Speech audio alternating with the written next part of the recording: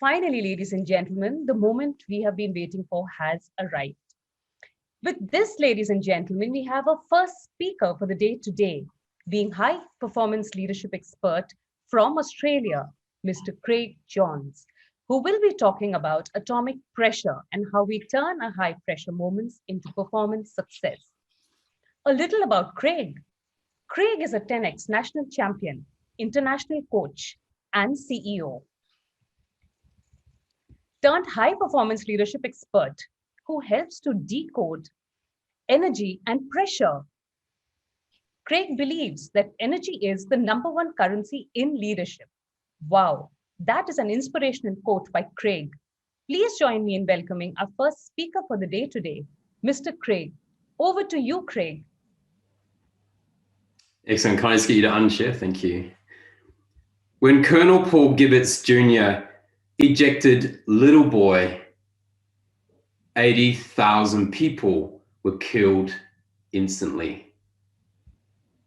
The 5th of August, 1945, Hiroshima and the world experienced the true pressure of an atomic bomb.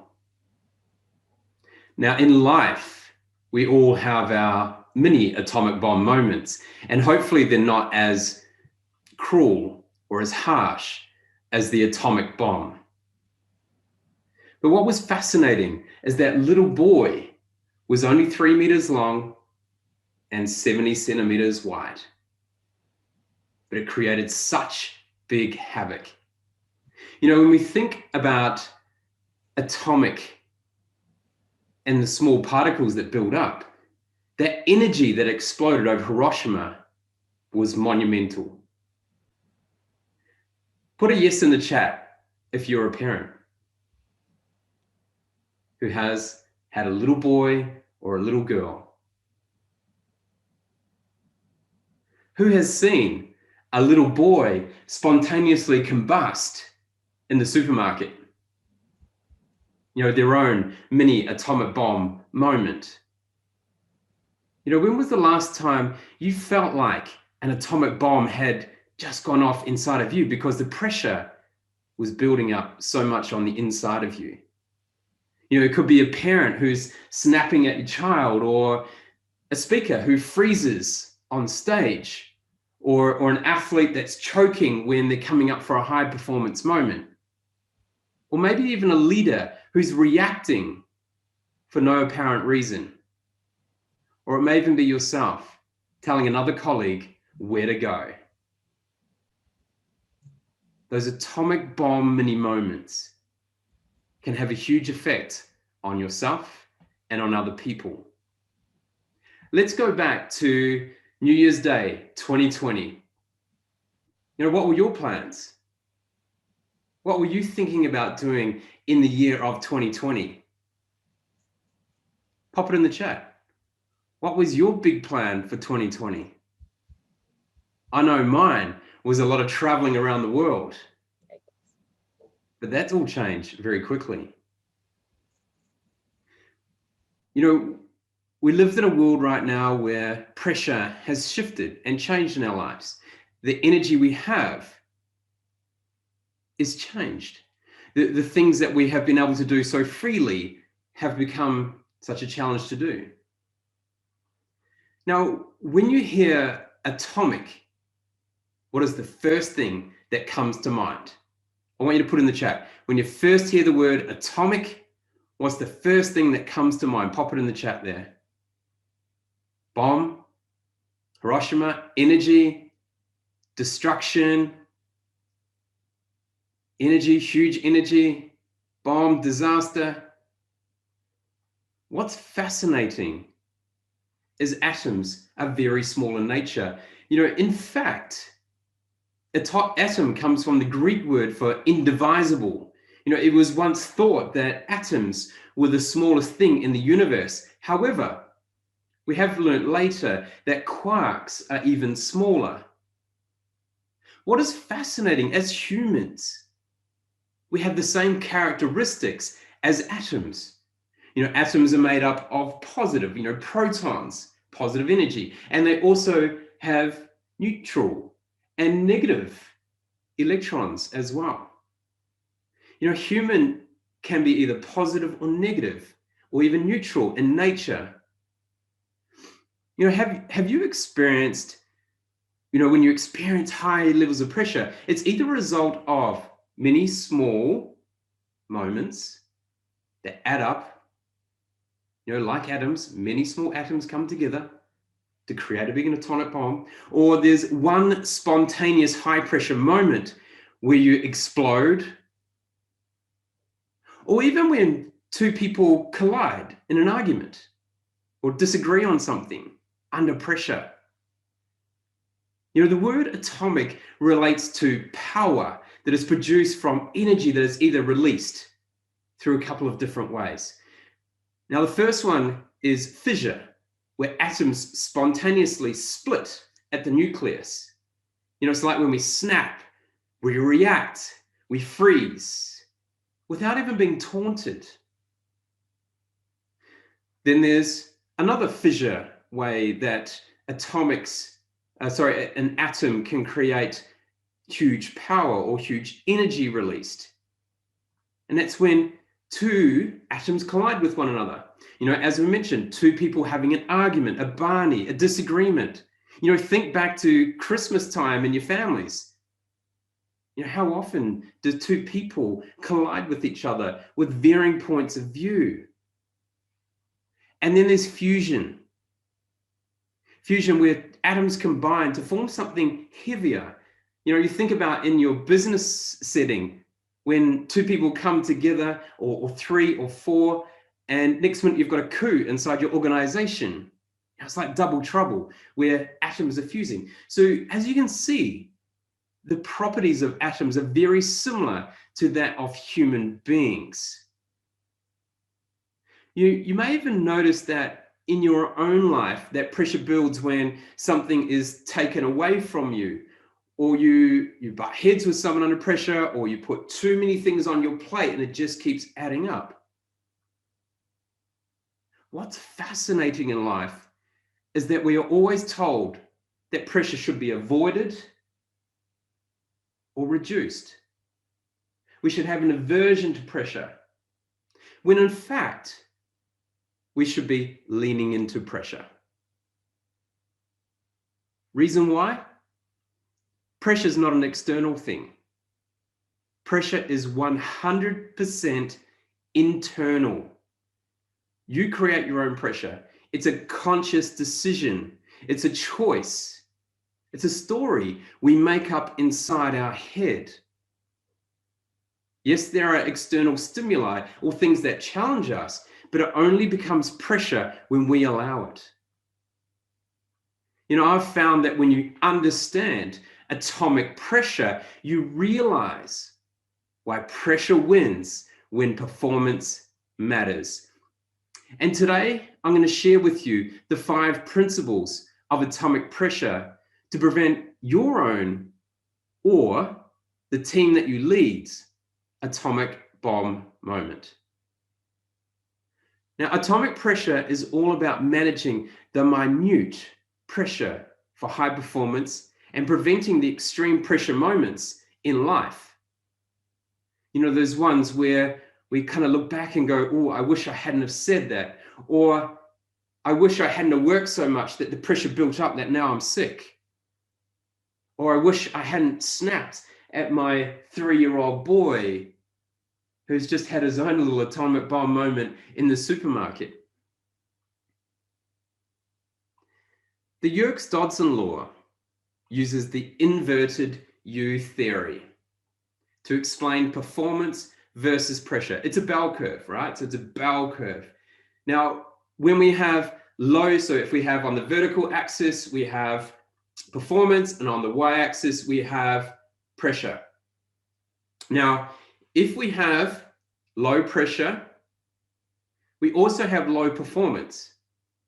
If we think about it, if there's too little pressure, we just go through the motions in life. Now, if there's moderate pressure, we have high performance. But if we go too far with our pressure, we become too tense and we overtry, so we get low performance. So low pressure, low performance, high pressure, low performance. And in between, we have this high performance state. So we need to get that balance right when it comes to pressure. And so the 5 principles of atomic pressure will show you how you can deal with that effectively as an individual. And when you are leading teams, you can help them manage their own pressure through atomic pressure. Now, how often have you created a mountain out of a molehill? Think about that. How often have you created a mountain out of a molehill? It all happens generally when we allow little pressure moments to keep building and we don't release the pressure. It was the 2nd of July, 2006. I'm standing on the start line in Sun Moon Lake Triathlon in beautiful Taiwan, and I've got 4,000 people surrounding me on the start line. We're ready to go in this beautiful place. You know, you think 4,000, we're in this little bay, we're getting ready to swim, bike, and run. So for those who don't know a triathlon, it's all about swimming, cycling, and then running. And I got 4,000 people around me. Now, as you can imagine, there's lots of potential pressure going on around me. You know, lots of energy going on, people having their own little pressure moments. You know, you got people that feel unwell on this side, people that are tense and stiff on this side of me. You've got people over here who may even be throwing up because they're so nervous. They put so much pressure on themselves. And I'm standing here and I'm feeling on the start line really relaxed. But 1 year ago, that wasn't the case.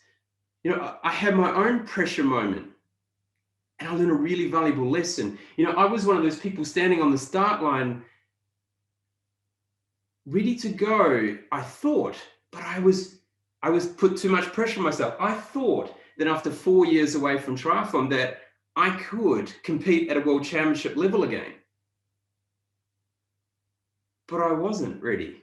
And I put so much pressure on myself. And here I am standing on the start line, freaking out. My stomach's in knots, I'm really tense.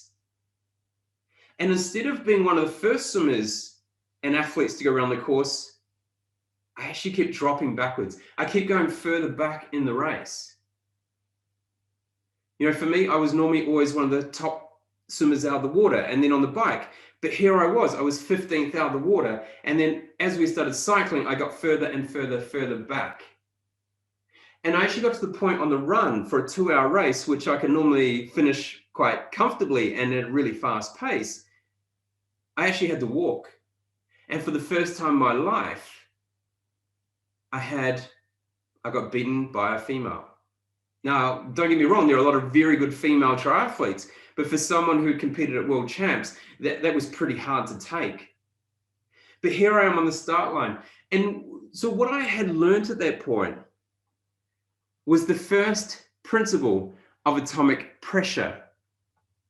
And that first principle is called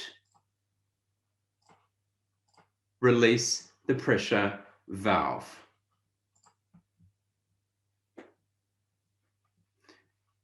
And when we release the pressure valve, it's all about finding a way that we can prevent pressure building too much. So what is that thing that can stop us from exploding, you know, that valve? So we're going to pull the valve off.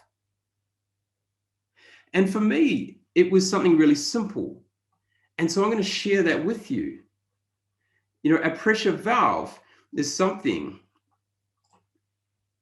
that we can do that prevents us from being too tense and being caught in that moment of overloading. So for me, my way of releasing the pressure valve is through breathing. Now we hear this quite often, you know, take a deep breath, it will relax you, it'll keep you calm. Now, there's more than just to breathing though. You've also got to learn to relax your muscles as you do it. Because I can breathe deep through my belly button and it can start to relax me. But until I let go of the muscles being tense in my face or tense in my arms, I haven't fully relaxed and I haven't released the pressure. So not only taking a big deep breath and relaxing the jaw muscles, which then relax the nerve endings in your spine, you can also do a third thing, and that is smile. Because smile will instantaneously relax the jaw. It relaxes those nerve endings, which then takes the pressure and the stress off the rest of your muscles.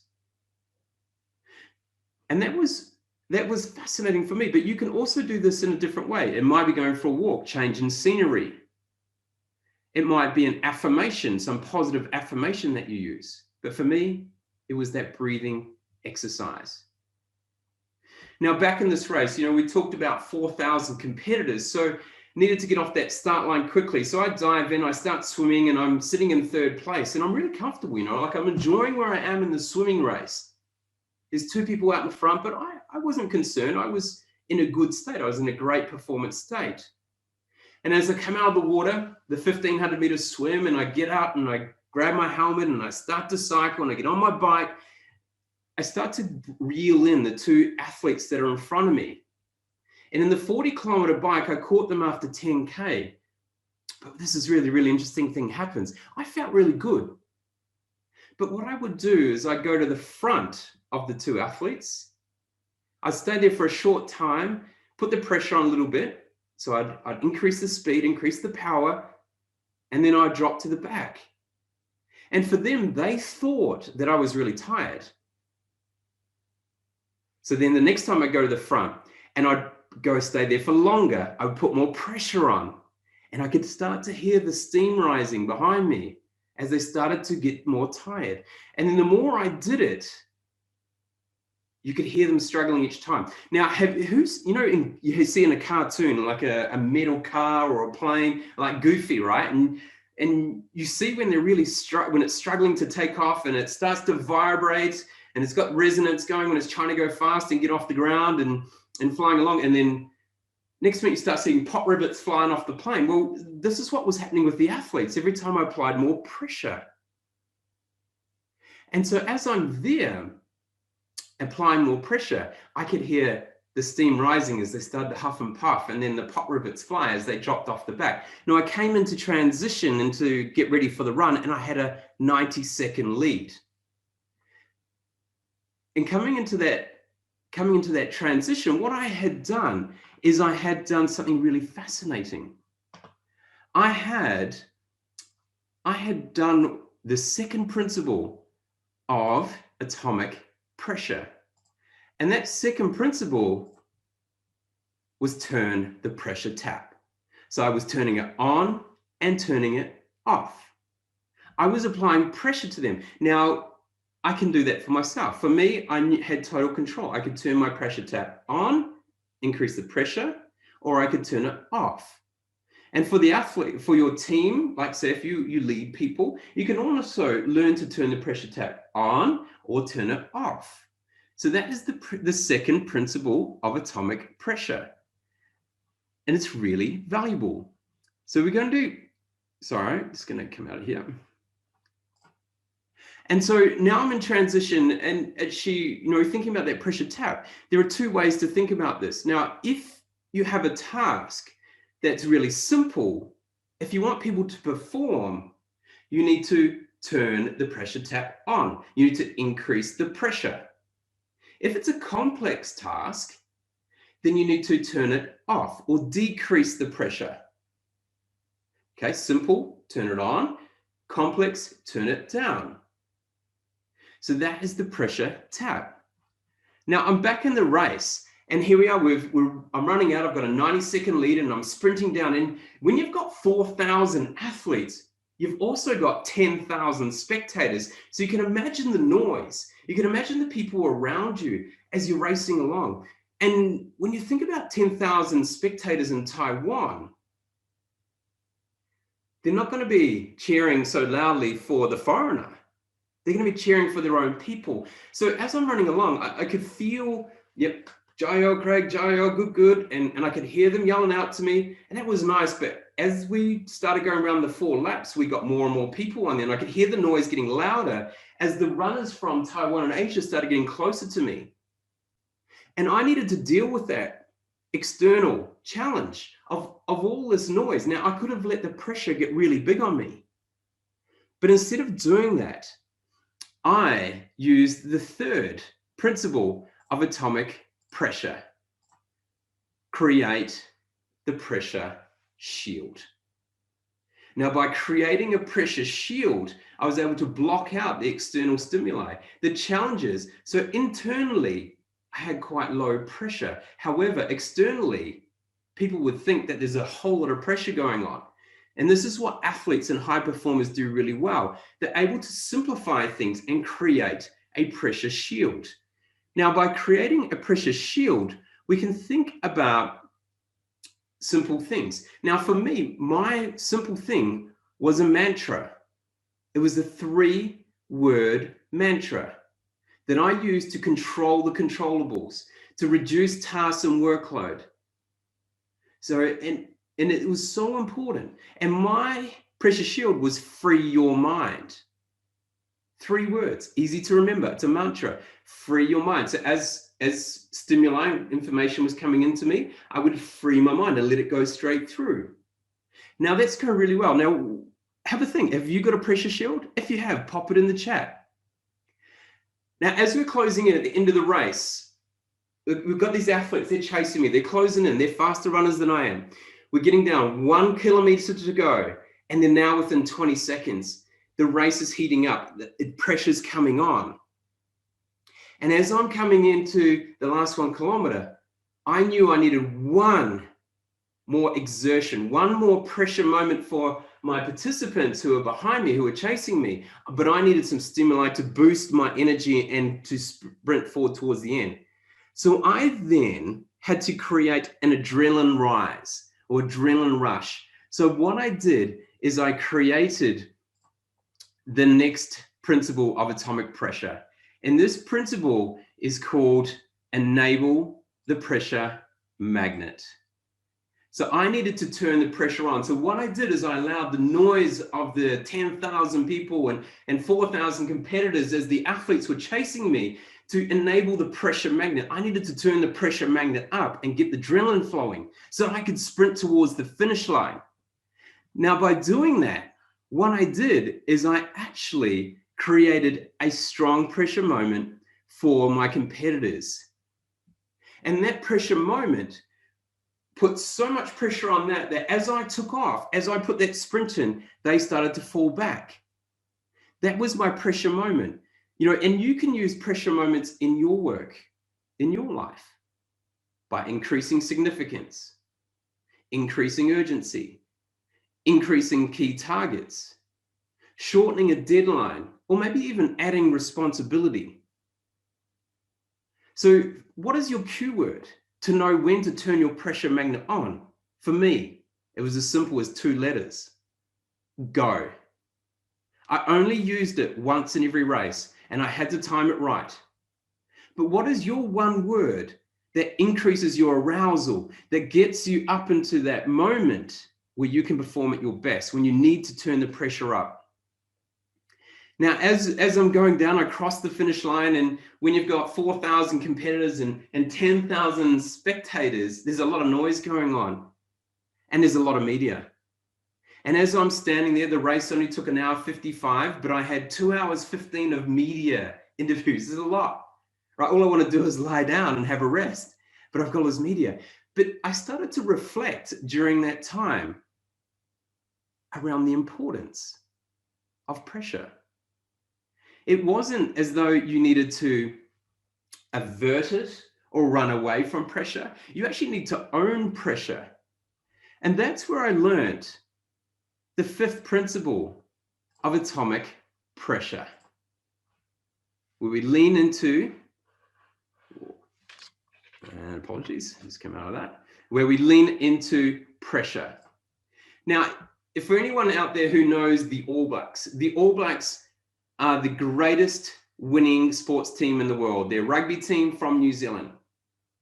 And and to give you some idea of that, Manchester United, big sports team, only have a win rate over the last 100 plus years of less than 70%. It's around 68%. They are the second best sports winning team in the world. The All Blacks, they have close to 90%. They have 89% win rate over the last 100 years. And they have a special thing they say, and it's called walk towards pressure. So I want you to think about it. How can you lean more into pressure? How can you embrace the moment? How can you focus on process rather than the outcome, which is so far away? How can you take ownership?